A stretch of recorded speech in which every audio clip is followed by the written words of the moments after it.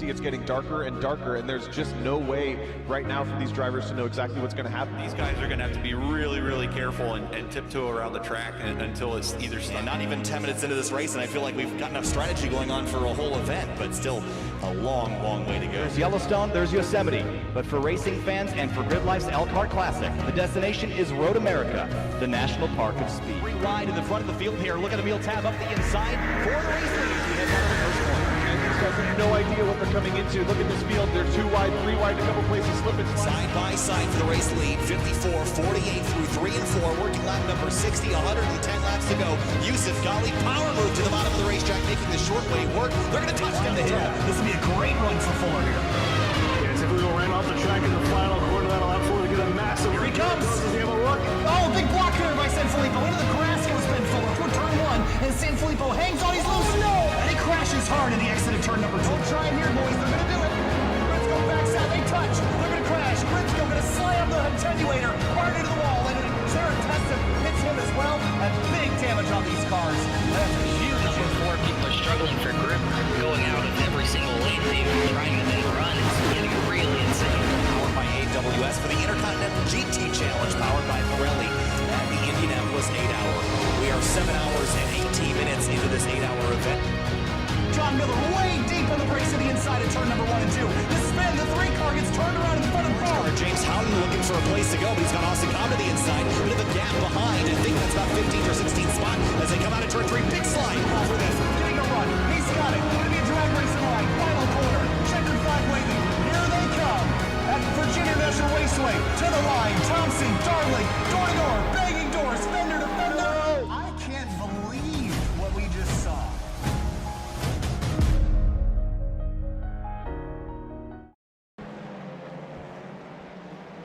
The Washington, D.C. region SCCA has already ventured far from home. The first race of the season in Austin, Texas, then a transcontinental journey to Donington in the UK, and then back across the United States to WeatherTech Raceway Laguna Seca.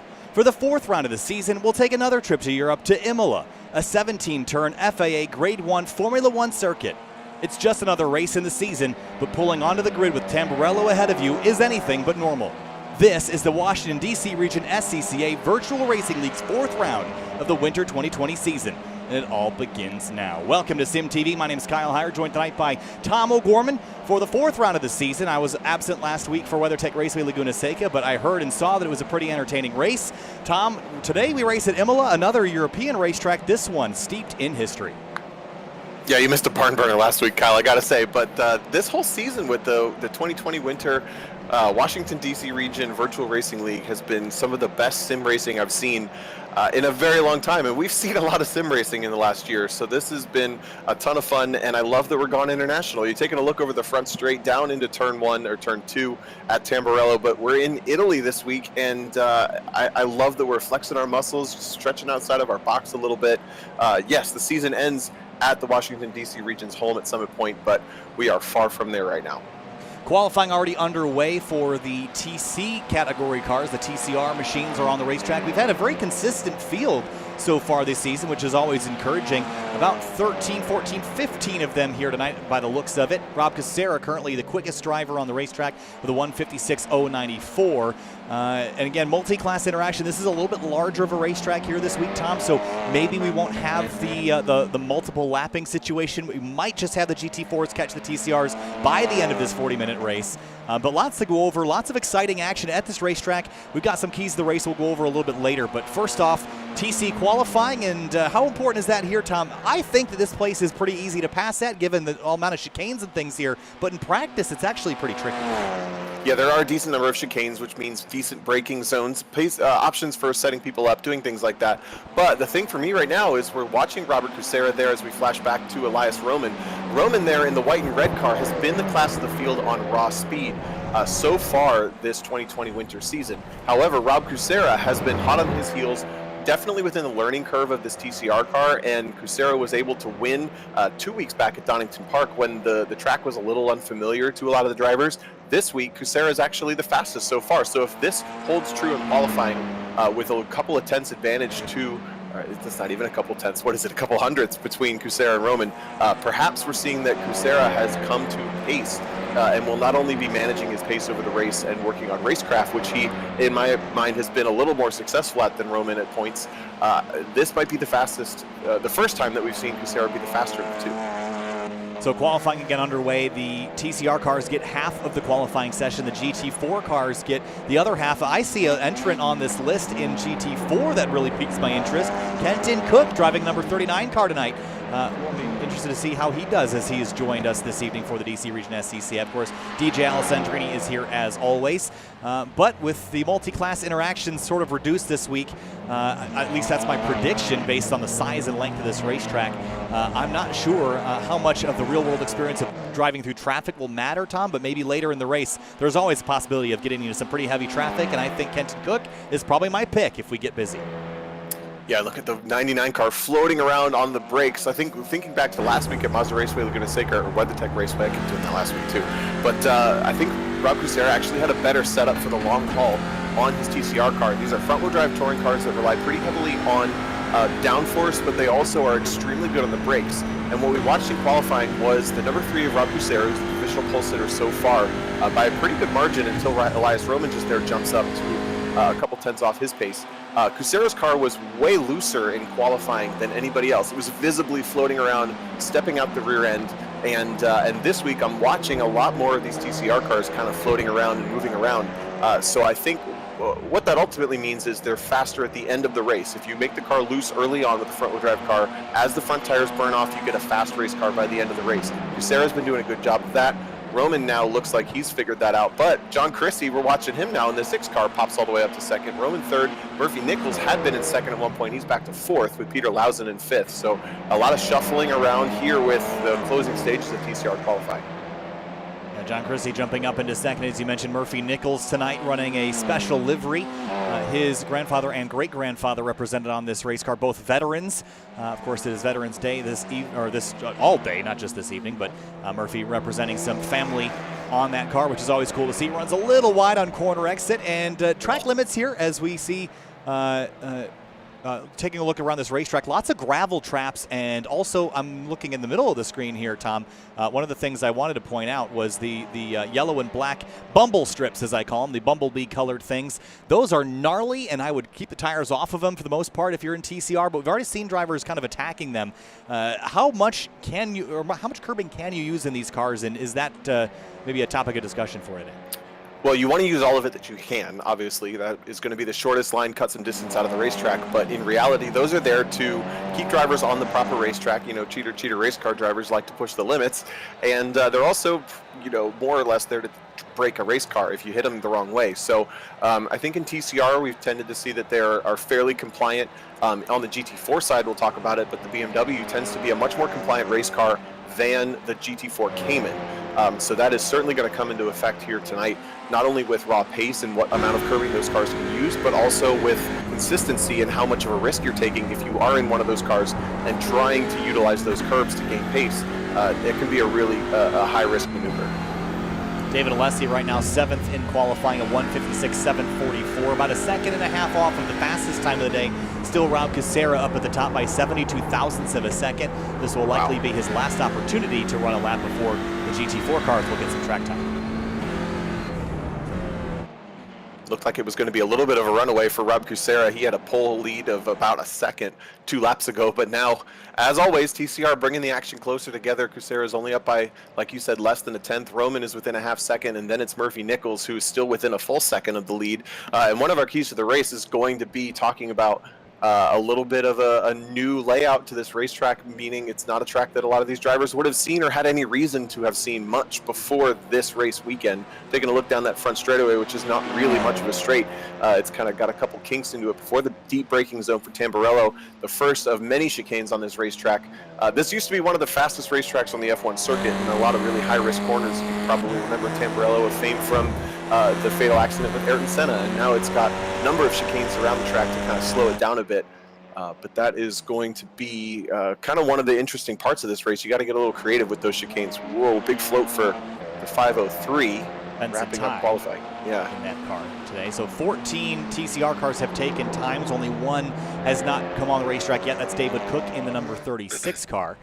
And with the last couple laps being completed here for TCR, some drivers rolling off of pit lane. Look at them all gearing up and getting ready to go out on the racetrack. Kenton Cook is at the back of this, and this is a long line of cars, and Kenton's a guy that's got some experience in both IMSA and World Challenge in GT4 machinery. So if you're buried this far back, do you sit and wait a little while, or do you try to go out with the pack? Well, because of the way the GT4 cars are modeled, you have to have a lot of heat in the tires. It takes 3-4 laps to get those tires up to temperature. So reality is you want to be circulating the track, whether you have to deliver a fast lap right away, that's a separate conversation. But the key for me is getting out there early and being able to be in a position, 3 or 4 laps down the road, that when you start your flying lap, you have the space to do it and you can be nice and clean. The thing that I'm looking at right now, we're seeing a bunch of BMW M4 GT4 taillights. That has not always been the case in this season, and that will be a big thing we talk about tonight, is the parity between the cars as it's ebbed and flowed between the racetracks.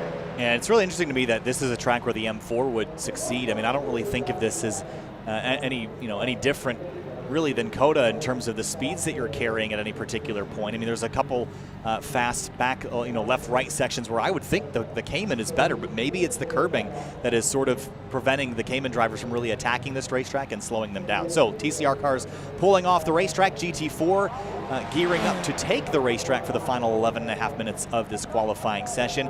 We'll take this moment to thank some partners that are with us this season. Motorsport Solutions. Motorsport Solutions is a full-time race support company dedicated to excellence, offering full track support, custom builds, race car preparation, and restoration.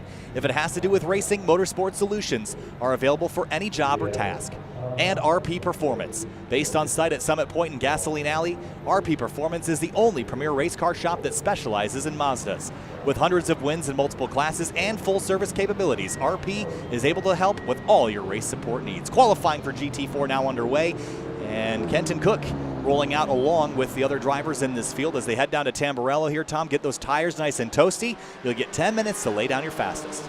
It'll be DJ Alessandrini that leads the field out onto the flyer, switching back, alternating cars every week, and this week it's back in the BMW M4 GT4 for the 61. But before we get too deep into the GT4 qualifying, Matt Christie took pole on the last flying lap, the number 6 car, by 1/10 of a second over Rob Kucera. So that will be his first pole position on the Virtual Racing League's 2020 winter season. Kucera second, Elias Roman. This is his worst qualifying effort of the season. It's only third, but this is the first time he hasn't started on the front row. So that'll be cool to see in TCR. But now we shift towards GT4.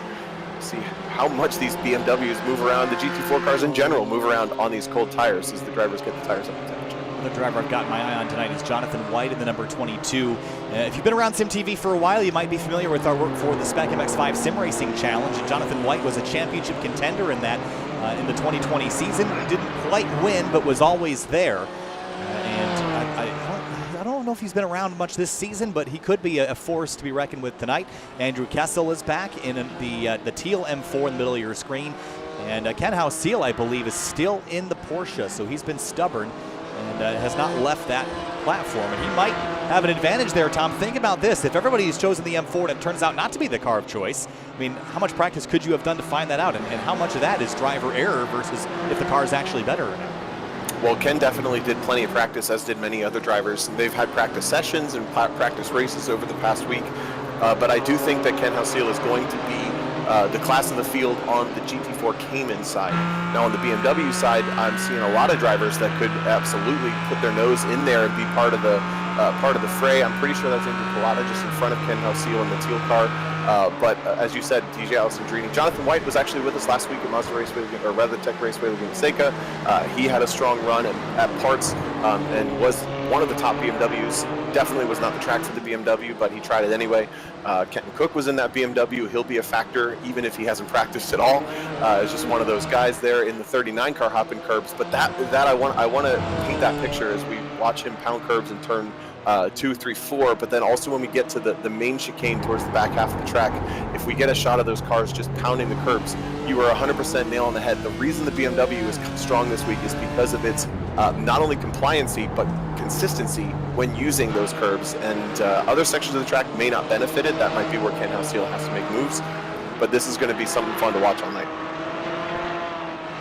running right now behind another competitor, and I do want to keep an eye on that back straightaway chicane. I'm also noticing a lot of rear movement out of the 39. Traction control and anti-lock brakes on both the GT4 and TCR machinery. Is a guy like Kenton Cook more tuned to run less traction control, or would you use that advantage of having a little bit more grip on acceleration if you have it available to you?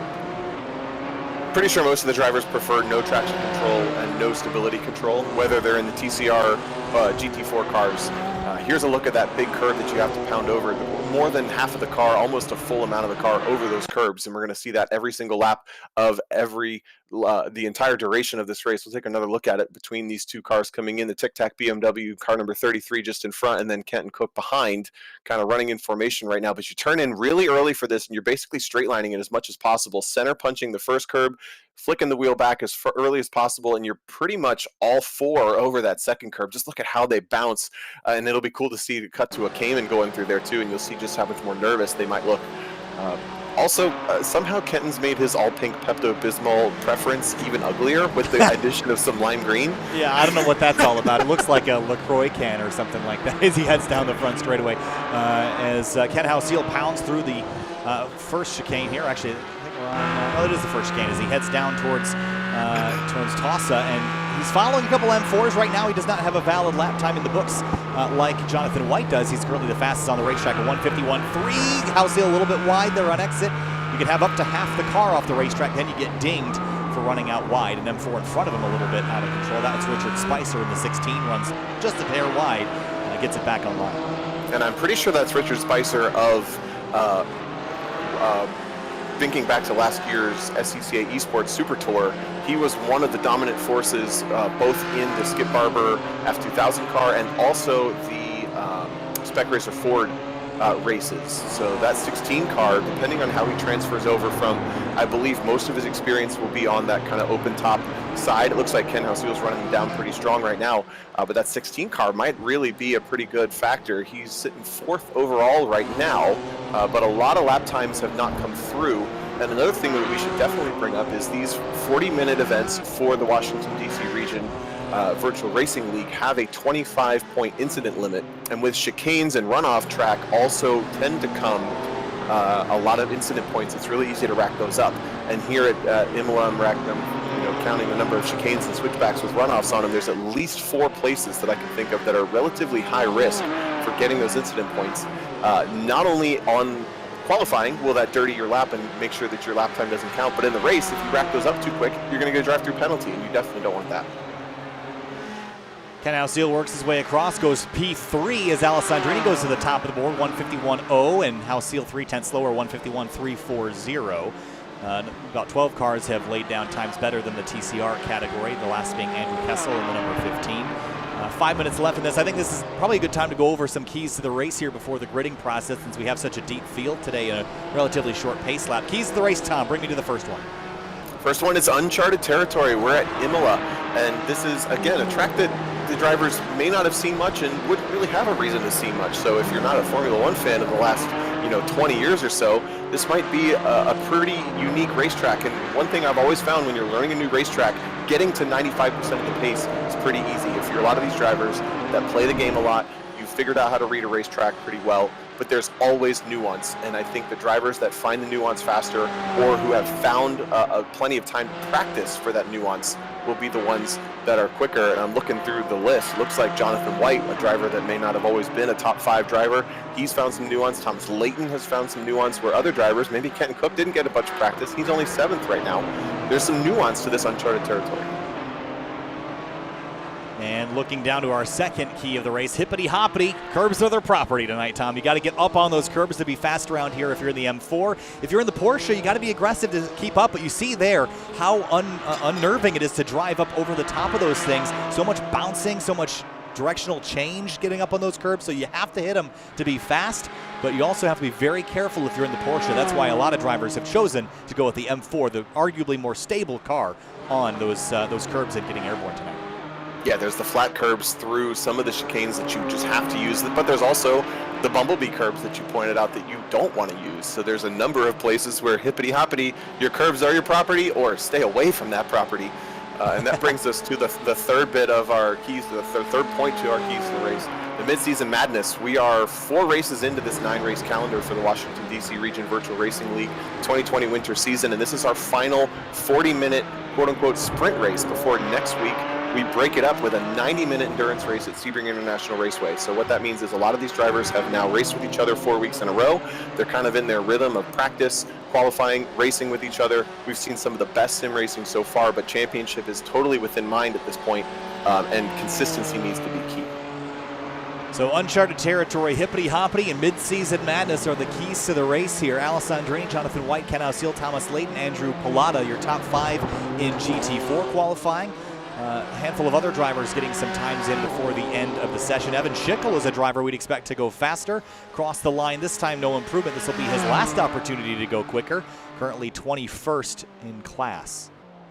If memory serves, this is the first week we've seen Schickel in the BMW, so he may be one of those drivers that thought, if I want to be fast, I have to be in the BMW.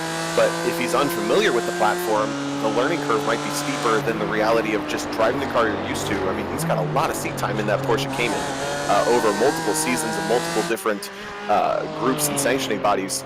He might just be kind of too far behind the 8 ball, if you want to call it that, on the BMW platform. That might be part of the reason that he's down that far. Or you see him using all that curb, he might have had a really fast lap that was just a little bit off track, and it didn't count. About a minute and a half left here qualifying. I'm hearing that YouTube is down site-wide, and this is exactly why I was actually, funnily enough, I was debating whether or not I was going to record this stream before we started, and I chose to record it, and I'm glad I did that because we're going to have to use it, I imagine.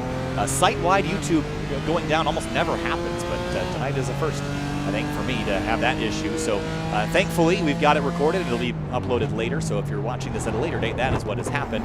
Over the curbing, wow, big jump there for Evan Schickel trying to make time. And he'll get back to the line with only a couple seconds remaining. Kenton Cook is 9th. And I think that shows you the strength of the field that we're dealing with here tonight. Kenton Cook is a current GT4 America competitor in the Aston Martin Vantage GT4 machine, and has experience in Audi GT4 platforms as well. So he's been around the block a few times. He's run in the 24 Hours of Daytona. He's been around the block. He's actually your co-driver for a little while. He won a couple races with him. So he's really a really solid race car driver and currently 9th. So that just goes to show you how good this field is, that Kenton is got some work to do tonight if he wants to get up there and get a top 5. And he just gets knocked back to 10th. As it looks like Evan Schickel finally puts in a clean lap, goes up to P8. It's a really strong performance from Kevin Zhu, who's up to 9th, but I wouldn't say it's not for Kenton not trying. He's pounding those curbs. He's got the car really on the edge, potentially even trying too hard, as he's definitely on his learning curve still. Comes to the start-finish line to finish up qualifying here at Imola. Can he improve from 10th? A couple feet to the finish line. There he crosses. It looks like no, this lap was dirty, so he's going to start no better than 10th. DJ Alessandrini, though, no surprise, no real surprise, I should say. It's always a strong performance. He's going to get to complete one more lap to potentially extend his provisional pole, but the 61 car on pole once again. Ken Ausiel, though, proven the Cayman GT4 has it in it. He is at a 51.2, just a 10th back on pole, from pole. Yeah, Ken Ausiel goes to 2nd overall, and behind DJ Alessandrini by 0.257, the Jonathan White, Thomas Layton, Andrew Pilata, just over a half a second separating our top 5, and the entire part of the top 20 of the GT4 field separated by 4 seconds. So there is a pretty big differential once you get to about 10th on down. And Imola is a challenging racetrack. There's 17 corners here. This is a big place. You lose a 10th here in each corner, you're down 1.7 seconds by the end of the lap. So, you know, it's really easy to lose ground at a place like this and pretty hard to make it back up. Yeah, with about 4 seconds, 3.5 seconds gap between the TCR and GT4 cars, I don't know that the leaders will intersect each other on this track, but for the most part, I think the GT4 cars will be lapping through deep into the TCR field, but also the TCR cars, I suspect, will get pretty deep into the GT4 field, as a lot of the GT4 cars are still only in the 153, 154 range. Pole for TCR was a 155. Another call out to Rich DeMarco, I think it's in the 461, jumps up to 10th position. There he is in a Cayman. So that, by my count, means that we have at least 3 Caymans in the top 10 with Ausiel, Larose, and DeMarco. And this is one of the first races I've seen Rich join us for in anything other than the, I think, Philly Region SCCA League. cool to see him transferring over, and he bumps Kenton Cook out of the top 10 to put that team in 10. Rich Marco across the line here. I don't think he was on a lap prior to the checkered waving. We'll see. He does not improve, so it wouldn't make a difference either way. 152.507 is as fast as he will go. And by the looks of it, it looks like DJ Alessandrini will be your pole sitter for tonight. Ken Ausiel second in GT4. Then all the way back in TCR, John Chrissy and Rob Casero will be sharing the front row. We'll go through the entire starting lineup here in just a little bit. Final thoughts here before we get headed down to the racetrack for our 40-minute race, our round 4 here, Tom. Well, this reminds me very much of coming into Donington. We didn't really know what to expect, and what we got was almost a Lime Rock-esque bull ring, kind of chaotic race of action all the time that was really a little more frantic than anything. Last week at Mazda Raceway, or Weather Tech, I need to stop just trying. Just say Laguna Seca. At Laguna Seca, it was a more traditional race, tons of good action, but this one feels like an unknown. So that makes it really hard to have a game plan going in for me. And for a 40-minute race with no game plan, that can be a little bit stressful. But I think the drivers that can be quick on their toes and just react to things a little faster are going to be the ones that are more successful this week. And you're looking at the memorial there for Ayrton Senna at the exit of Tamburello. Again, that chicane added. It was not original. This track was so fast when it was originally constructed. It has been slowed down over the years, although in recent years, the chicane that was now only really just for the motorcycle course, that has actually been eliminated for the Grand Prix variation of the circuit, which kind of increases the speed just a little bit towards the tail end of the lap. So time to go down to the grid here in just a moment. Again, a 40-minute race. It'll be about a 22-lap event. Let's head down to the racetrack and have a look at our grid as you see them lining up. Tom, on the front row tonight, we're going to have DJ Alessandrini and Ken Ausiel. Take me on back to row number 2. Yeah, two drivers who are very familiar with one another, but the second row, this is cool. Jonathan White lines up third alongside Thomas Layton, running teammates. Liveries. I don't know that they're actually teammates, but they start third and fourth. Fifth place, Andrew Pilata, and Alex Larose rolls off in 6th in the number 1 car. And then in 7th, it's Ryan Maloney, winner from Donington Park. He had qualified a little further back there too, so maybe that 19 car can charge alongside 8th, Andrew Pilata. Kevin Zhu starts 9th in the number 243, right alongside Rich DeMarco in the 461. He starts 10th. In 11th, Kenton Cook, the bright pink Pepto-Bismol car alongside Andrew Kessel in the 15, another BMW. In 13th place is row number 7, Ido Waxman in the number 4, and Richard Spicer starts 14th in the number 16 car. Great race car driver named Lex Kurchek starts in the 67, 15th alongside Danny Gross in the number 14 and 16th. Francois Brou rolls off in 17th place in the number 69, and Matthew Sisson starts 18th in the 5 car. And in 19th, it's going to be Chad Griffith in the 40 alongside Jeff Miner in the 31 car. A couple of new names for us. Moving on back to 21st, Chris Spiller in the number 980, and Don Manning in the number 92 starts in 22nd. And Jeff Jacobs will roll off 23rd. John Chrissy and Rob Casera on the front row for TCR. Then Elias Roman, David Alessi, Murphy Nichols, Peter Lausen, Will Robbins, Chris Hart, Ted Doroshev, Darren Heath, Benson Ty, Scott Merker, Dave Fitzgerald, and Louis Alessi, the rest of the TCR field. We're heading down through the last couple of corners here. DJ Alessandrini starting alongside Ken Ausiel, friend, and now Nemesis as they come to the green flag here in just a moment. A lot of straightaway to negotiate before they make the run down to Tamburello. But it's going to be a fun race tonight. Round number 4 of the Washington, D.C. Region SCCA Virtual Racing League from Imola. My name is Kyle Heyer, joined by IMSA driver Tom O'Gorman, and it's time to go racing for the 4th time this season. Alessandrini out up front. 40 cars deep the field is tonight, and 40 minutes of racing.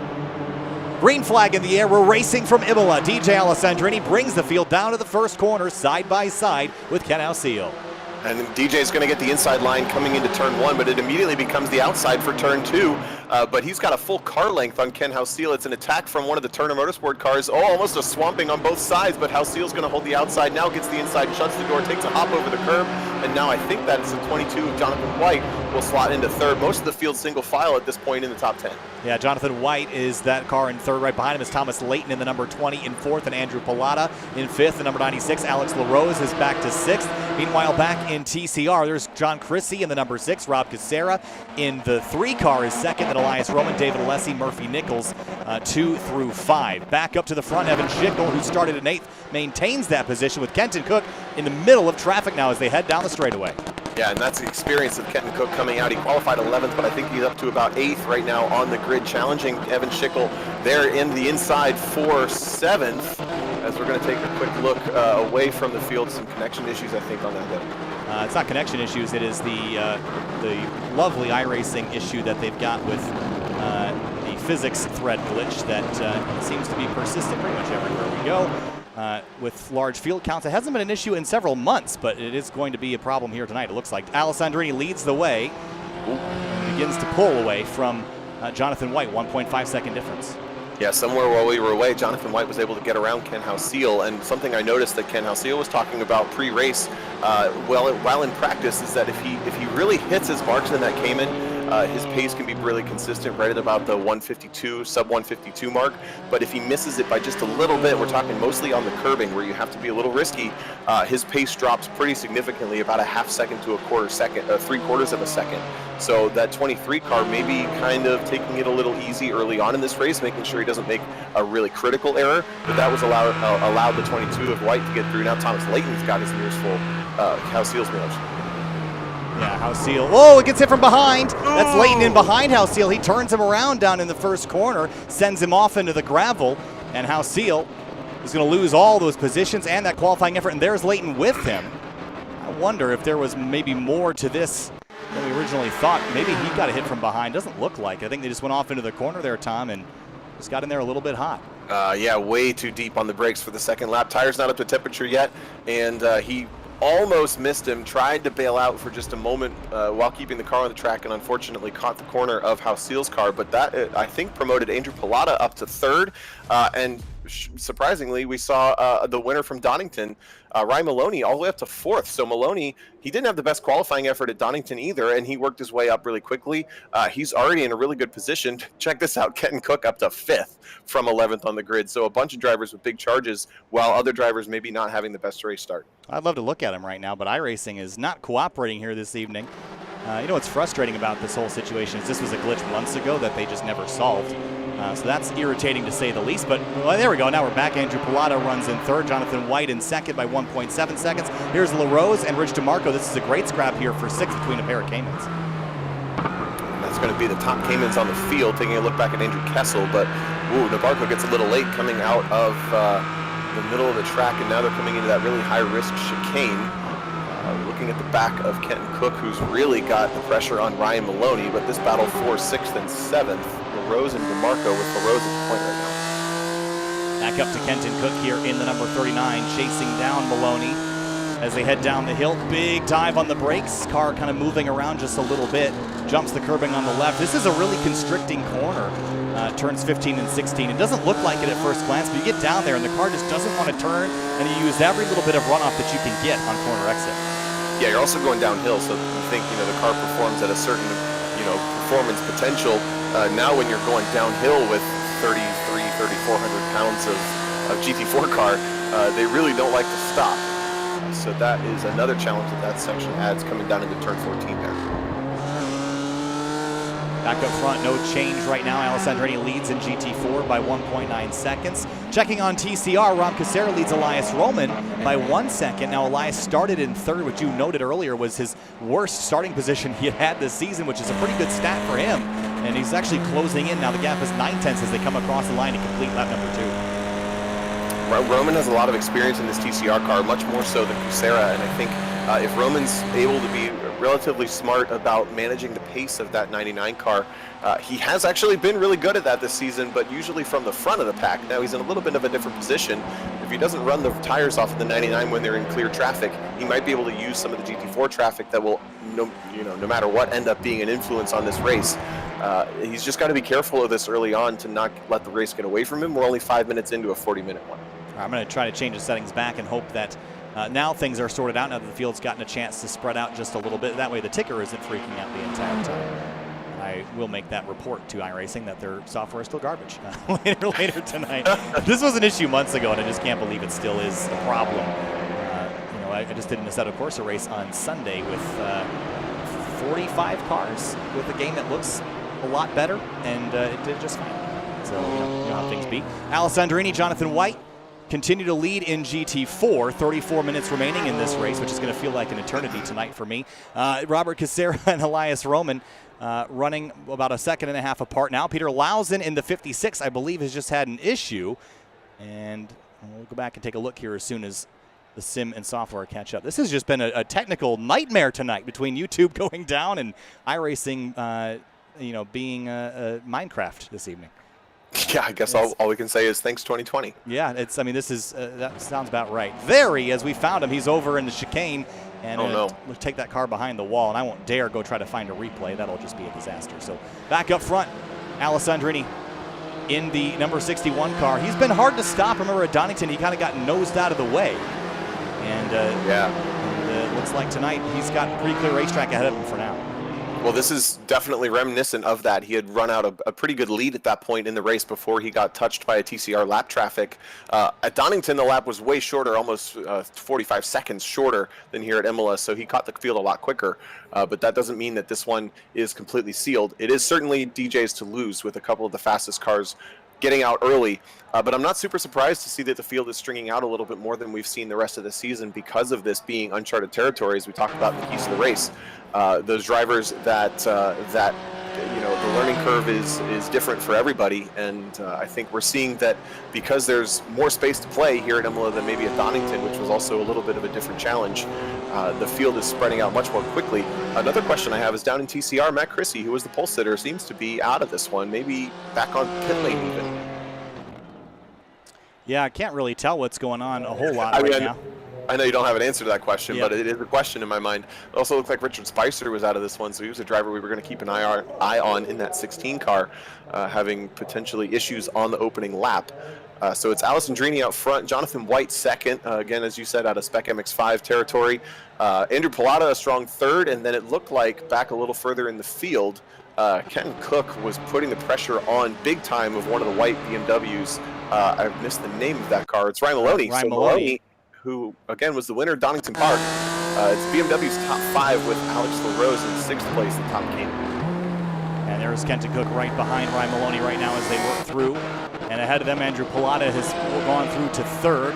And less than 10 minutes into this race, we've strung out the field pretty well at the top of the order. David Alessi and Will Robbins now I should correct that. Robert Casera and Elias Roman are the leaders in TCR as they come down the front straightaway. 1.7 second gap. And it looks like Casera's actually found some legs and is extended just by about 0.7 of a second in previous laps here. Car looked beautiful going into turn 2 there at Tamburello. There's just a slight amount of rotation from the rear end of that front-wheel drive car, kind of floated it in there perfectly down to the apex at the curbs. And that number 3 car is looking really, really happy with the Elias Roman car just maybe 10 car lengths back. But I think Casera, he's a contender all the time when we go to Spec MX-5 racing, ND MX-5 Global Cup car racing. He started this season with not a lot of data on this TCR car. Now, again, we're deep into the season, 4 races of 9 down, and he's been at every single one, at least since, Donington, I think, might have been his first one. So the learning curve is shallowing out for the race leader in TCR, and I think his strengths are coming to him. All right, we're going to try, this is my last attempt at getting this to even be remotely watchable this evening, down to 20 visible cars. To hopefully make that at least somewhat worth watching. So Rob Casera leading Elias Roman right now by about 1.6 seconds, and jumping back up to the top of towards the top of the grid, Lex Kuracek in the 67, right now 10th in GT4. Ido Waxman right in front of him in that BMW with some right front damage on that car. Didn't see where it came from. But how much does the damage hurt you on these cars, Tom? And could that have been even from curbing contact, hitting the sausage curbs too hard? It's not likely, but it is possible. I think the more likely situation is towards the race start, where Waxman started, I think, about 12th or 13th on the grid. Things get really tight in those chicanes, especially with the first braking zone and corners you encounter being a relatively tight chicane. So likely contact or light contact with another car. But I had a point. I forgot it. It was going to be something about those chicanes, but I guess that was what I was going to say. Kenton Cook continues to ride right in front of Ryan Maloney now in that number 19 BMW. Right behind him is Alex Larose in the number 1 car. He's chewing up the rear wing of that car as they head up towards the chicane. Larose in that Cayman, which is known for being more nimble in general, Tom, but Again, the nimbleness isn't going to help you when you're slamming over curbs and bouncing the thing left and right. And you see, that's where it struggles, is getting grip on corner exit after it comes down and it's kind of pogoing all over the place.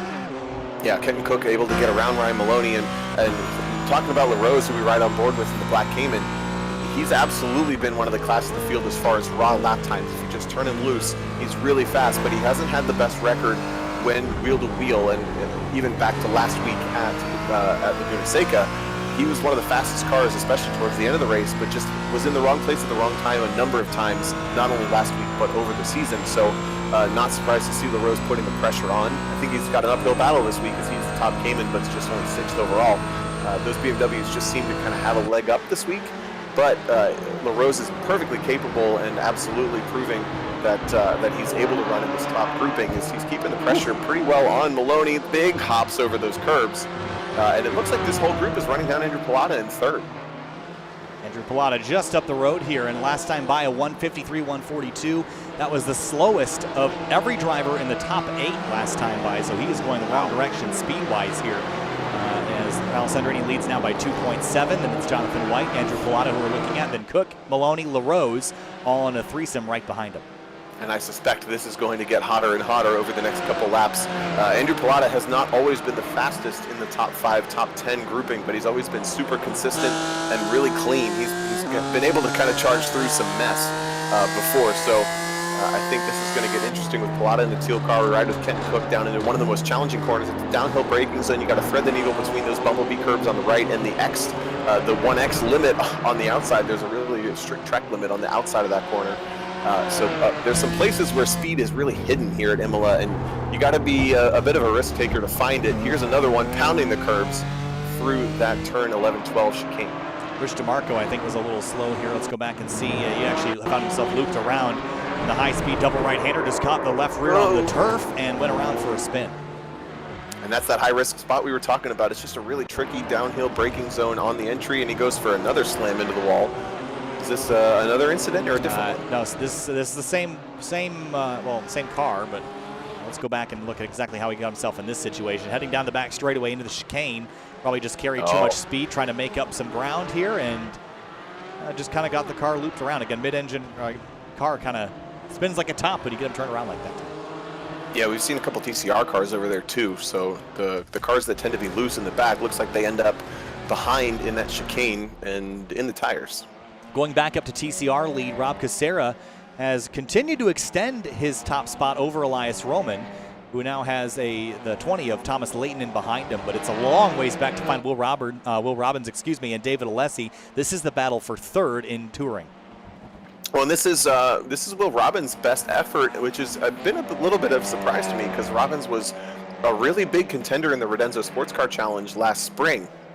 And he just kind of hasn't really found his footing in the DC Region Virtual Racing League this season. Kind of been flirting with the top 5s, been consistent but quiet, and this is his best effort so far in that grid life number 35.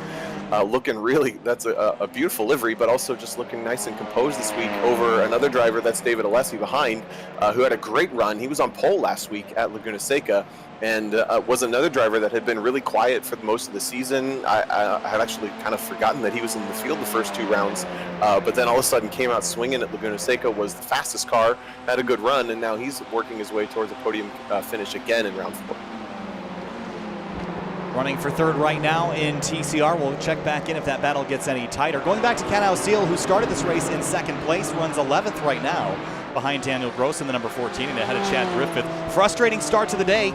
This is sort of what happened to DJ Alessandrini at Donington. He rebounded to 2nd. I'm not thinking that that's going to be actually, was he 2nd or 3rd at Donington? I'm not sure that Ausil will get there, but he might be able to scrape a top 10 out of this. I think Ausil was actually, he had a nightmare at Donington. I don't know that he was even in the top 10 there. But talking about Alessandrini after he got turned around. Sorry, yes, yeah. He rebounded for a 3rd place finish at Donington.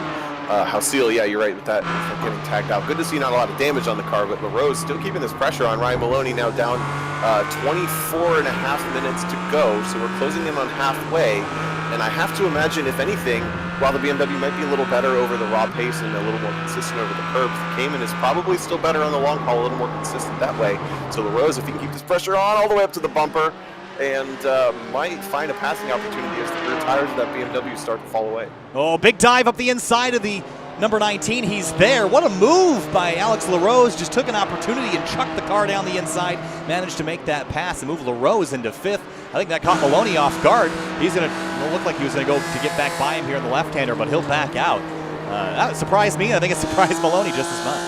Yeah, it was a great move, and now Larose sets his sights on the hot pink of Kenton Cook, who's kind of stagnated there in 4th. They had started to run down Andrew Pallotta, but Pallotta, not only tonight, but this entire season, every time you start to add the pressure, he responds, and now has to kind of stabilize that gap back to Cook. So, wow, look at Larose was just kind of pulling away, already up to 3 car lengths or more in front of Maloney. Oh, big jump for the right-hander in the chicane for Larose, trying to make up all the ground he can. He's got Kenton Cook right ahead of him in 4th place.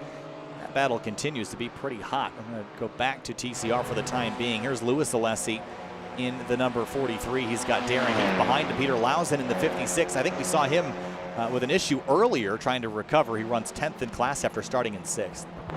I think that was the car that we saw also spin on the way into that turn 11-12 chicane. Kind of shot off to the right awkwardly as his rear tires were still kind of cold. I'm pretty sure that was that section of the track that he was kind of rallying this one. A driver we haven't seen in TCR yet is Murphy Nichols, running that tribute livery. He had qualified, I think, 6th when all was said and done, and still runs 5th, so decent run for the 9 car. He's been in podium contention a couple times this season. This week maybe a little bit off the raw pace, but still doing a good job. One headlight out, but most of the car looking all right. I don't need it today. It's pretty bright sunlight out. And speaking of that, have a look at the weather here.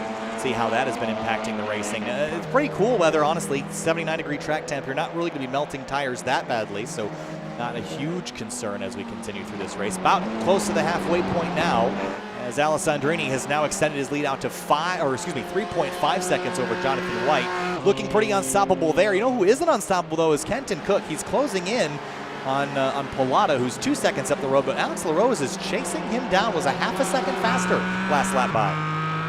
Whoa, whoa! Kenton Cook getting blocked by the TCR car. He has to go somewhere else. He's going to dive up the inside. The TCR car swings across the nose of Ryan Maloney. And that was a wild moment as Cook tried to find a way around the TCR traffic. I was just going to point out the TCR cars are starting to become a factor in this race, and Kenton threw it up the inside at turn 10, and now Larose is going to have the inside for turn 11. Kenton slams the door on the brakes, pounds over the curb. He's going to get a cut penalty for that one. Yeah. Checks up and now slows down, so a really unfortunate kind of 5 corners there for Cook. Had a really awkward exchange with some lap traffic in TCR, and it just got worse and worse over the next couple corners. Here's a look at it, and he just tries to, oh man, it's going to be hard to see. He just gets blocked right off the racetrack. That's the 91. I think is that Dave Fitzgerald in that car too? TCR, it is Dave Fitzgerald. Just goes left and then goes right, and Cook just could not figure out how to get around him here. That's really frustrating. That's why it's so critical for the slower cars to just stay on their line and do something predictable. Looks like Dave Fitzgerald went to his normal line. Cook waited for the very last second to pop out, probably trying to get some draft. Fitzgerald was maybe a little startled by that, tried to move out of the way. Well, the same moment Kenton Cook pops, but that's down on into turn number 2 into Tamburello. Cook on the brakes, takes the position back from Alex Larose, and is going to claim the point. The straight line speed of that BMW is undeniable. Well, they're certainly getting aggressive. They're leaning on each other now just a little bit through Tossa now. And Larose in the much more nimble Cayman. That's the sector where he's going to be good, but Kenton Cook is back through after getting the cut course and the dramatic interaction with the TCR car. He's back to 4th. This one's not going away. These 3, Ryan Maloney's still in the hunt. So it's 3 cars battling for 4th. Larose is certainly the quicker of the 2, but it's really fascinating to me the ebb and flow of the pace of this track. It looks like the Cayman is faster on the first sector, maybe the first sector and a half. We're coming towards where the BMW starts to come into its own. Looks like it's really strong on this downhill run. That's going to be toward turns 9 and 10, into turn 10 now. And as soon as we get towards this chicane, you're going to watch that 39 car put a 2 or 3 car length gap on Alex Larose. Take a look at it from Larose's position. Just see how confident Cook gets to be on the way in. Turns in early, hops the curbs. Larose looks looking pretty confident, though. Look at that. Good jump through there for the number 1 car. And maybe drivers that like Larose were able to set up their car to be a little bit more compliant. Obviously, you're limited by the chassis in some ways, but if you know that that's how you're going to be able to make speed and keep up with the M4s, maybe you made some adjustments to make that car more compliant. Cook runs a little bit wide, has to pinch off the exit. Larose still within a half a car length as they come onto the front straightaway again. you're seeing, I think, strengths and weaknesses from Kenton Cook. The strength is that he's got a ton of experience and a lot of gusto. He knows how to kind of throw it in there and make it work the best he possibly can, but he's just not necessarily as practiced as the drivers around him. The rest of the field's been in this season for the whole 4 rounds. This is his first race, and he's learning that BMW at Imola. Look at Larose on the brakes, really close to the back bumper, but every time Cook makes a mistake because of his inexperience, he makes up for it with his gusto, and that's kind of ebbing and flowing this battle, but I certainly think he's holding him up, protecting down towards turn 5. Larose tries the outside. He's certainly holding these guys up. And here comes Ryan Maloney with a big head of steam. He's back in the party now. 3-horse fight for 4th place. Another dive up the inside. Look at how good Larose is on the brakes. That's where he seems like he's got the advantage right now. That came in with the mid-engine, puts the power down beautifully, but the BMW is going to come back with the power. It's at least 20-30 horsepower advantage to the pink BMW on the outside, but he's got the non-preferred line. There's the balls we're talking about from Kenton Cook to chuck it around the outside and make it work, and he does. Keeps the 4th place position, but there's still a ton of pressure. Ryan Maloney's fully in this battle now. Oh, dives again on the brakes. That was almost a touch there. And look at the speed he gets on corner exit because of the mistake by Kenton Cook. He swings back to the right to go defensive. Now it's a drag race to the chicane, and Ryan Maloney watching from behind as Cook moves back left to protect.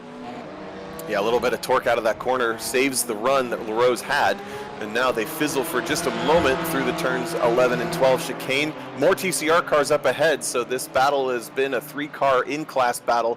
They're going to get a little bit of a wrench thrown into that as they're working their way towards, I think that's Alessi maybe, just a little bit further up the road. I think it's Scott Merker potentially. I don't think it's Alessi. It's, let's see what car number it is. You're right, not Alessi. But they're working their way with deep within the top 10 of TCR. It is Scott Merker in the number 77 as they come on through the front straightaway. 17 minutes to go. Cook's going to get a slipstream off it. Now dart to the left. Larose has lost a little bit of ground now as they head to that first sector, but that's where this Porsche seems to be so good and where he's able to make up a lot of that ground. Yeah, this is the sector that the Porsche shines. It's good on the brakes. No one touches those bumblebee curbs, but Larose flirting with them, gets a bit of a hop. Hippity-hoppity, as we said, and now a run towards where the Cayman seems to be absolutely the strongest, which is through this turns 5-6 sequence and on the brakes down into turn 7. There he closes the gap. He's been really strong out of this corner. Does he show his nose? No. Cook learns the lesson, protects this time around. Yeah, but watch that Porsche. He's going to try to go up the outside, maybe cross over. There's a big push to the rear bumper. I think Larose is becoming a little bit impatient with Kenton Cook. Cook's driving very well defensively, but how long is that going to last in Larose's mind? That doesn't look like it's going to last too much longer. The BMW is already harder on its tires just, naturally by being the car that it is, and defending the way that Kenton Cook is, his resources are not unlimited on that car, and eventually he's going to start to run himself out of tire. The Cayman tends to be a little bit better on that. So I think he really needs almost a lap traffic opportunity, or maybe Maloney to attack the back of Larose to get a breather, because I don't know that he can maintain this pressure for another 15, 16 minutes. I think he's going to run out of body work before he runs out of tires. He's gotten run into in the front and behind and left and right. He's got damage on every panel of that race car. It's totaled, I think.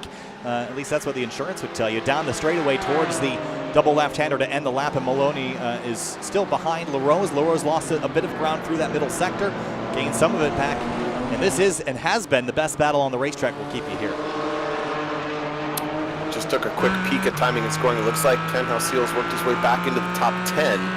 He's closing in on Ido Watsman, so it's not a battle yet, but progress still for Ken in the 23. Alessandrini way up the road in first. Second place still Jonathan White. Andrew Pilato still runs third. We're watching the battle for fourth. That is the 5th place car, the Black Cayman, we were just riding on board with, deep on the brakes down into Tamburello, turn number 2 technically on this track. And look at how much space he makes up chucking through. He's going to get a run towards turn 5. Here he comes, looks to the left. Cook kind of slammed the door for a moment, so Larose will tuck back in line. I think he knows that turn 7 is where he's got to make that move. That's where he's been doing it so far today, but Cook learned what he was doing and decided to protect against it. Now he goes back to the right, knowing Larose is not close enough to make that dive. Some TCR traffic in front of them as they negotiate lap number 14. I think there was another one of those experience moments from Kenton Cook. He realized that his weak point on the track was exiting turn 6 and toward turn 7. In that lap, he threw it in with a little more reckless abandon and found some speed. So, as I've mentioned, still in the learning curve for this event. I think this possibly was one of those where the opportunities for Alex Larose are going to start to disappear as Cook learns more. The thing that's not going to go away is this TCR traffic, which is going to be really in the way. Hopefully they can both clear him before the braking zone, but I don't think they are. Alex Larose might end up side by side with this TCR car on the way into the chicane. And he's actually going to sit in behind it. That's actually a smart move, I think, to sit behind it and wait to pass him on a straightaway, Tom, and you think so as well. Completely agree. And I mean, it's the safer move. It might have been a high-risk, high-reward maneuver to try to chuck it in there, but he loses a couple of car lengths to the back of the 39 car, and that's exactly what we said Kenton Cook needed. He needed a breather to just kind of start to put some clean corners back together, because defending into the entries of all these corners wasn't working for him, but now he might have the opportunity to start to pull away a bit. Whoa, Alex Larose way out to the dirt, chucks the dirt up into the face of Ryan Maloney, who's now stuck behind that TCR car as well. Yeah, that was a little drama there. We're going to step away from that battle for just a moment. There's Murphy Nichols in the number 9 car, runs 5th in class. Right in front of him, that's Chris Harp. He goes wide, just had the back end to step out and couldn't hang on to it. He'll go off dirt track in there on the inside and rejoin the racetrack. Looking elsewhere in the field, again, that battle for 4th in GT4 has been one of the best battles all day, and I really don't want to pull away from it for too long. And look where they are. They're right here. They're joining in where Chris Harp has pulled back onto the track and a number of other GT4 lap traffic. So Cook is going to look up the inside into turn 7. Larose is going with him, so Larose will be able to maintain the gap back too. So far, Ryan Maloney has been the big loser of the entire lap traffic situation, but there's at least 2 more TCR cars up the road for these guys to decipher through this track, or navigate through this lap, I should say. I think that's Peter Lausen in the number 56, and then Louis Alessi in the blue and white car just up the road from this. As we head into the double right-hander down the hill, carrying a lot of momentum, clip the curb on the right, then slam on the brakes, tuck it in a little tighter. You see Cook misses the apex by a foot. Here comes Larose on driver's left. Now Cook's maybe going to try to use those TCR cars as a pick. I don't think they're going to get to the bumper of the TCR cars before the chicane, but they're certainly going to try. Cook throws it up the inside. Whoa, this is super high risk. It's not going to work over. Tries to do the over-under, and now the 39 car gets alongside the TCR car, so really inconsequential exchange there, other than Ryan Maloney gets a little bit closer to the battle again. They're going to easily close the door now across the nose and down into turn number 14. Ryan Maloney still following through. The door is kind of half shut on him before he's been able to get through, but he's managed to scrape on by, although he's lost a couple car lengths. Now 2/10 separating Cook and Larose as they come onto the front straightaway once again. About a 1/10 of a second separate them to the left of Louis Alessi with 11.5 minutes to go. Larose clinging on to every bit of the draft that he can, and this is one of the strongest runs he's had. That car's good on the brakes down to turn 2. Does he show the nose? Cook goes defensive. Larose backs onto the brakes pretty early, and he's going to go for a run out, but look at the rolling speed that came and can carry into the first chicane. Goes over, under, flicks the car back pretty early. Cook on the very ragged edge all the way out to the dirt. Been fun to watch, that's for sure. This battle has been one for the ages. Meanwhile, behind them, David Alessi and Murphy Nichols, they're having a good scrap for 4th in class in the 34 and the number 9. We'll show you that for just one moment, then cut back because Larose, another dive up the inside, couldn't quite get there. Bumper to bumper as they come out of the corner. I was speculating that Cook just needed a little bit of a breather, but that's not going to work out either because Larose has the pace. The number 1 car that came in is faster of the 2, so there seems to be pretty much a lose no matter what situation going on for Kenton Cook. The best hope that he's got is just to continue to make that pink BMW as absolutely wide as it can possibly be. So far, he's pretty much got it covered everywhere that Larose has found an opportunity to attack, and that's been every place on this track. We're going to go side by side again towards the chicane at turn 11, with Cook being able to close the door on the braking zone just before they touch the brakes. Again, that BMW straight line speed is saving him right now. Yeah, that was a really aggressive jump, and that actually is going to open the door for Larose here. He's going to get drivers left. There's 2 left-hand corners coming up. This could be Larose's opportunity with the better Cayman on the brakes. As they head down the hill, he gets re-cleared for a moment. Now he keeps the door open and tucks back in line.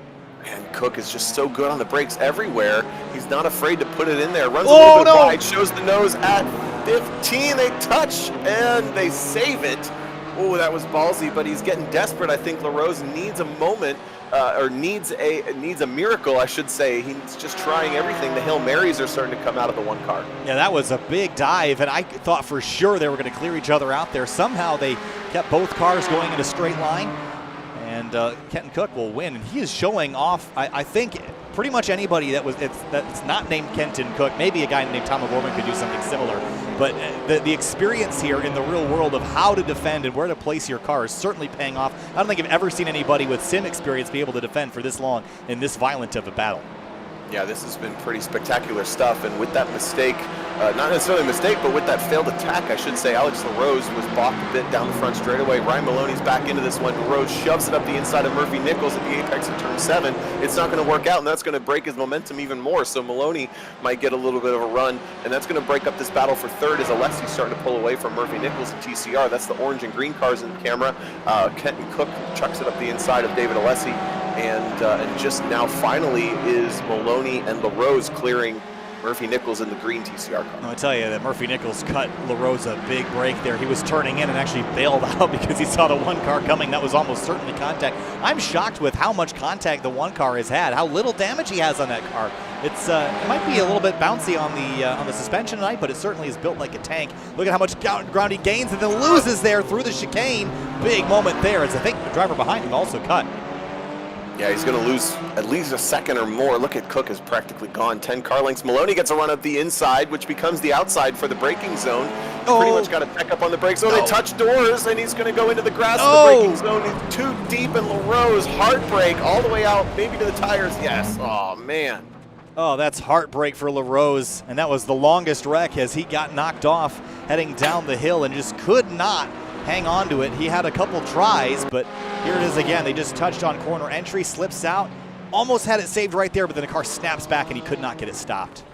Yeah, and it was kind of an unnecessary and an unnecessary exchange, but I'm not going to fault either driver. Here's another look at it. Maloney gets a good run, and this is kind of a little bit of a kink at turn 13. They go slightly to the right, and you got to hop on the brakes the moment the cars kind of finish that right-hand kink for that slow left-hander, and again, there was plenty of space for that to not happen, but with how intense that had been and Larose trying to rally from the charge on the TCR car, definitely no fault to either of those, but still heartbreaking for Larose. Lost the rear wing and fell back behind. I saw Ken Hauseal actually gain a position from that one, so he's, I think, up to 7th potentially in the 23 as I try to look like back through timing and scoring. Looks like 6th place for the number 23 actually, so Larose is going down to 7th. Here's a battle for 9th. Daniel Gross in the number 14, Lex Kuracek. In the background, you're also going to see Evan Schickel and Ido Waxman having a bit of a scrap. We'll focus on the battle for 9th for now. A couple of Porsches going at it, so there's no real difference between these two cars. We're not going to see quite the ebb and flow that we saw between Larose and Cook. Somewhere, and I could be wrong about this, I think it's because the TCR cars are, Elias Roman. I double check on this. He's still second. And again, the timing is a little bit borked for me, but still running second, 4.7 behind Rob Casera. David Alessi and Murphy Nichols, they are still battling for 4th place on the racetrack here. And while Murphy is missing a right headlight, he's been a little bit faster than Alessi the last couple times, and a big mistake there for David. He runs a little bit wide. Tires starting to go away on the 34 car, and Murphy Nichols is going to get a run on and down the front straightaway. It tucks into the draft and will have a great opportunity to outbrake down towards turn 2. This is the final quote-unquote corner before we finish the lap. And then turn 1 is this light kink to the left that they are now coming up towards side-by-side, door handle to door handle. They leave each other plenty of space through the kinks, but now it's all the way they touch, and Murphy Nichols has to back out of it. These TCR cars a little easier to save, a little bit better on the contact, but still David Alessi slamming the door into the door of Murphy Nichols. Yeah, he squeezed it quite a bit, and that was a little bit, this is mine, not yours. And I think Murphy would like another shot at him here as they head into the left-right chicane. And big slide. They're really just chucking the car around here, Tom. And speaking from experience, you've driven and won in this car. How well does it take aggressive driving and just sort of throwing it down there and making it stick, or is it a car you want to drive smoother? It responds better to being a little bit smoother. You gotta be a little bit careful with not salvaging your mistakes with the front end. And yes, you could just stick your foot in and pull it back straight, but if you're using up the front tire to do so, you're not doing yourselves any favors. So there's a look at Ken Hauseal all the way up into 6th position. You can get away with it, and obviously the cars are a little easier to save, talking back about TCR cars, but it definitely puts a toll on the front tires. running up the hill now in 6th place. He's got a little ways to go, about 5.5, make that 6.5 seconds to get Ryan Maloney up in 5th place. The battles have sort of fizzled towards the front of the field in both categories. But Alessandrini has been really the dominant force, and that's not really a surprise to much of anybody. But I think the car choice was correct, and without the multi-class interference that he had at Donington, he probably would have won that race too. Yeah, and I don't have timing and scoring in front of me to see what Ken Halseal's pace has been as he's run mostly solo up through the field as well. But Alessandrini is still ticking off low 152s. Halseal seemed to believe that he could run a similar pace unimpeded in the race, but look at that BMW just eats up even the bumblebee curves. He just kind of chucked it in there at turn 6 and put the right side tires right over it, and it was no problem. Wow, only 4 minutes left to go in this race, maybe only 2 laps to go. Where's the time gone? We were watching, you know, the field spread out for a minute, then we had all those battles, and almost the race is over. Well, it's sort of funny. I think we watched the Kenton Cook and Alex Larose battle for probably 25 minutes. It was so good. Moving back to David Alessi, Murphy Nichols. This one's not quite over yet. It's about 0.7 of a second between these two. And I always wonder if the battles we're watching are amicable or if there's a little bit of heat. And Murphy Nichols overdriving a little bit. I have to imagine there's a hot Murphy under the helmet right now as he heads through the left-hander. Well, and he's wanted a podium so bad this season. He was really close at Coda, and he was mad at himself for a mistake. He was really close at Donington, I believe, as well, until some multi-class or some inter-class battles got the best of him. And right now, he's, again, looking at the back of 3rd place, going, I want it so bad, but it just can't quite get there. It looks like he's maybe trying a little too hard and putting tires off. It was Alessi making mistakes a lap ago, and now Murphy makes them, but this is a deep battle. We were watching kind of 2 Caymans and 2 BMWs. They've integrated, and now it looks to be a multi-car battle for 8th.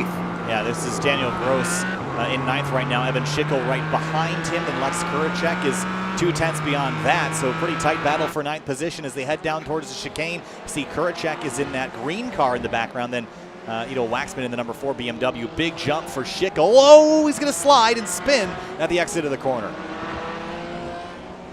Not something we've seen. The BMW's not soaking up the curb, but unfortunately a bad landing, which means Danny Gross gets a bit of a breather. So the best battle will now be between Kuracek and Waxman for 10th. What is it, 10th and 11th? That'll be actually 9th and 10th here as the 33 has gone for a loop.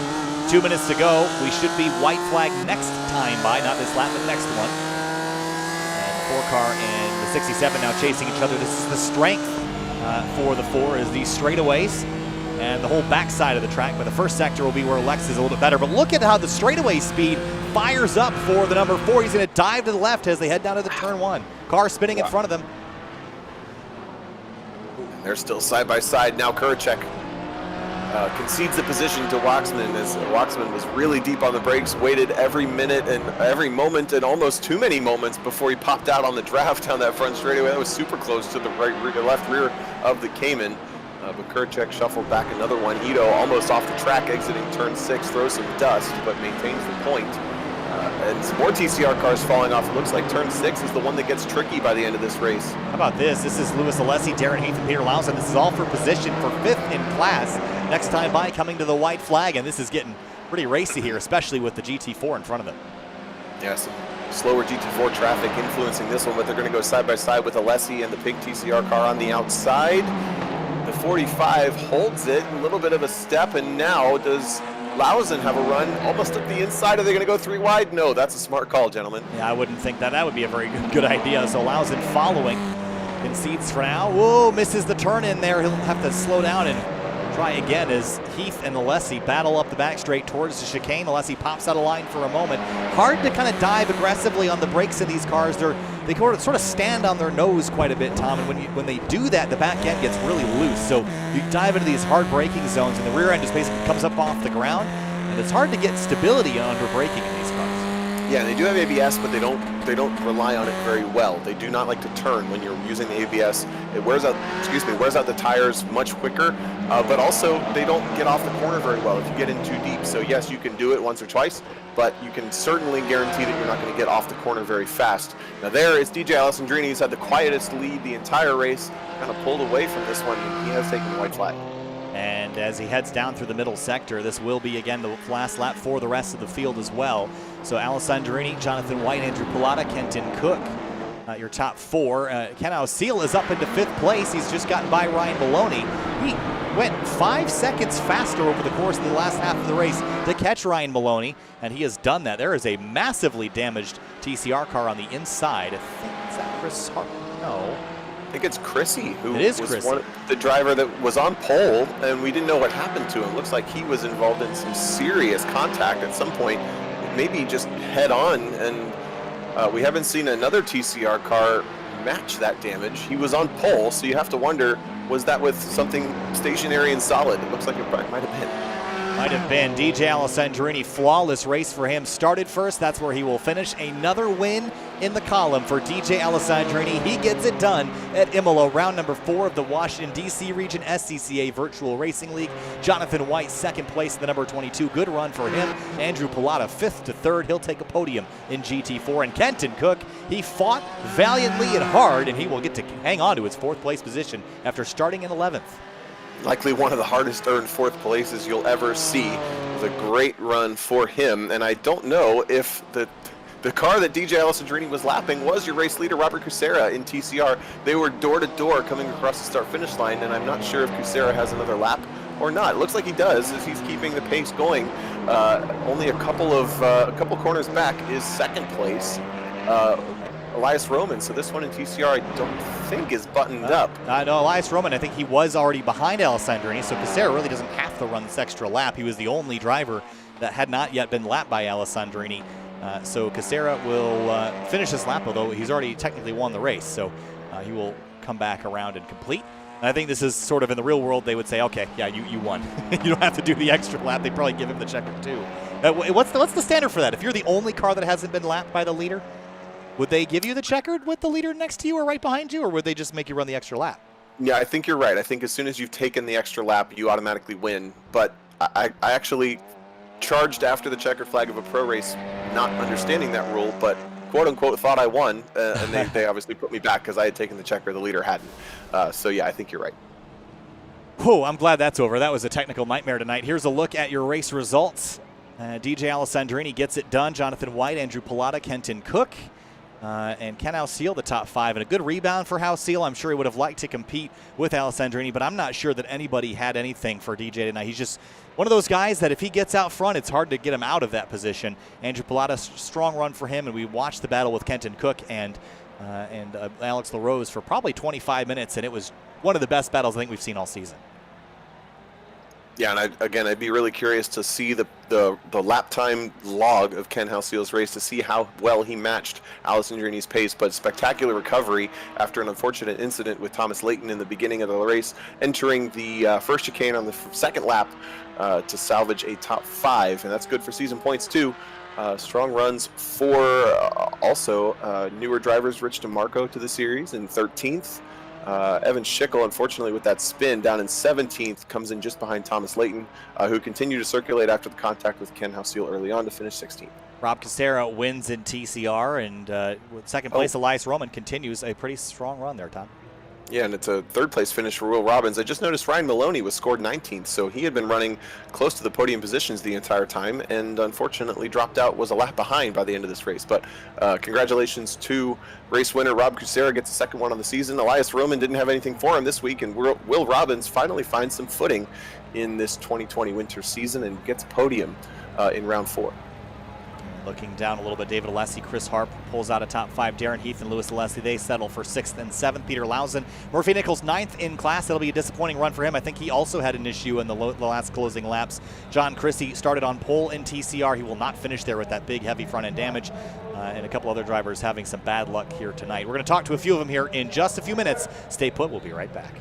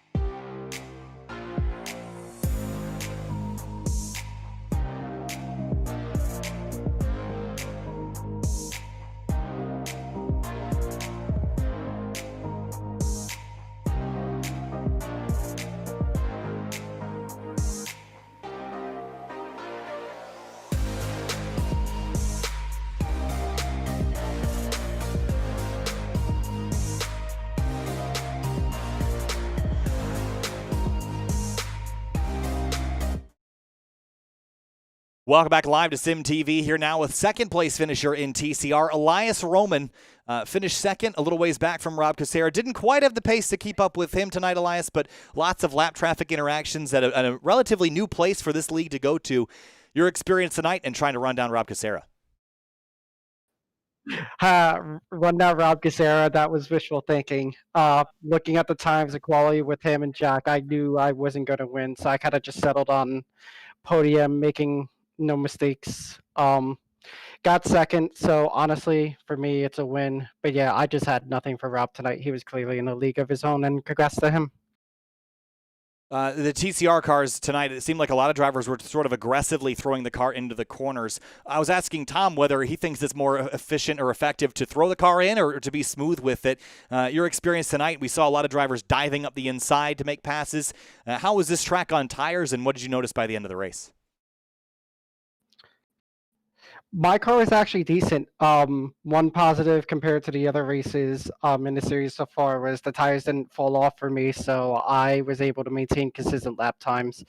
Yeah, some curbs, it's beneficial to kind of throw it around, but you kind of need to throw it at the right angle. Otherwise, you're going to get thrown into the slowdown shuttle realm. So I was a little conservative, but Rob was just, again, in a league of his own, and I just settled for the podium once the green flag dropped. Elias Roman second in TCR. Elias, thanks for talking, and good luck to you next week. Thanks, guys. Moving on now to our winner in TCR, of course, is Rob Casera, who led pretty much the entire thing from start to finish. Rob, a really strong run tonight, led by a significant margin over Elias Roman at the end. Kind of a wild night with the GT4 traffic around. Take us through your evening. Yeah, it was a tough one. I haven't raced too much on this track, so it was really a learning experience the whole way through. So I just knew that it was going to come down to whoever can keep those black flags away and whoever can keep it on track. So I just tried to run some clean laps, run consistent laps, and just hit all my marks. And unfortunately, I was able to do that. But unfortunately for the stream, there wasn't too much battling going on. But hopefully, we'll get some more next week. All right, Rob Casera wins in TCR. Tom, anything for Rob before we let him go? Well, yeah, next week, Rob, we move into a 90-minute endurance race at Sebring versus these 40-minute, kind of quote-unquote sprint races. What changes approaching a much longer race like that for the mid-season point? Obviously, you mentioned battles, but there's over twice the distance to cover. Yeah, I think a big thing is going to come down to just if there is pit stops, just strategizing the pit stops. And again, just hitting your marks, staying consistent, keeping the car on track. It seems like a consistent race usually prevails in these events. So should be an interesting one. And for sure, make sure you're hydrated before going to that event. All right, Rob Casera, winner in TCR. Rob, thanks for talking. Good luck to you next week. Thank you. Moving on now to second place in GT4, Jonathan White ran in Spec MX5 Sim Racing Challenge last season, had a pretty successful season there, now jumps over to the DC Region SCCA, runs second tonight, Jonathan, pretty solid race, shy of DJ Alessandrini by about 5 seconds, but take us through your night. Yeah, I mean, I was doing my best. I feel like DJ had the edge over me, though. He had like a tenth over me every lap, I'd say.